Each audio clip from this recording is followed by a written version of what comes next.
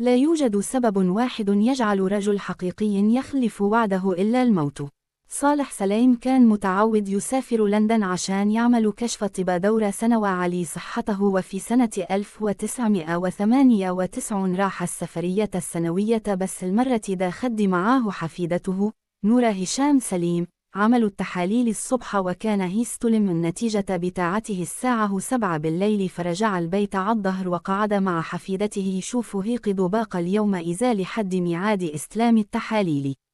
ولأن البنت كانت أول مرة تسافر مع جدها فقال لها هل تقول عليه نعمله، فطلبت منه طلبين: إنها تاكل في محل برجر مشهور هناك، وإنها تدخل فيلم معين السينما بشرط إن جدها يكون معاها، فوعدها. بس ميعاد السينما كان يكون الساعة 8 بالليل، فقالوا يبقى نعد نجيب التحاليل الأول ونطلع بعدها عين السينما والمطعم. راحوا. البنت انتظرت تحت فاء العربية وهو دخل قابل الدكتور اللي فاجأه بنتيجة التحاليل وإصابته بسرطان الكبد اللي ظهر في نصف مساحة الكبد تقريبا، وقال له كده لو إحنا محظوظين يبقى هتعيش لمدة 5 سنين تانية بس، لكن خلينا نعمل اللي علينا للآخر ونبدأ خطة العلاج فورا.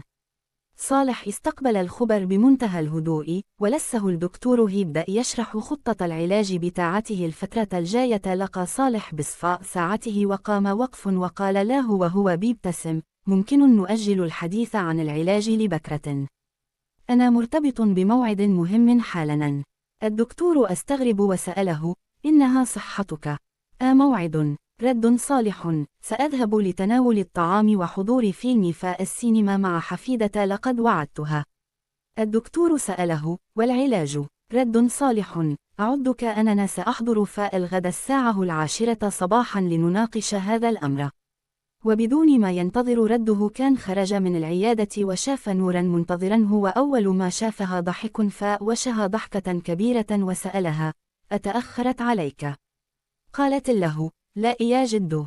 خرجوا وهيصوا وانبسطوا ورجعوا البيت بيدندنوا الأغنية اللي كانت فاء الفيلم اللي سمعوه. ألا يعرف صالح سليم وقرأ عنه هيعرف إنه كان شخصية قوية وقاسية وحاسمة جدا. مراته كانت معاه في لندن لما روح مرضيش يقول لها عين الخبر الخاص بمرضه عشان متنامش وها زعلنا.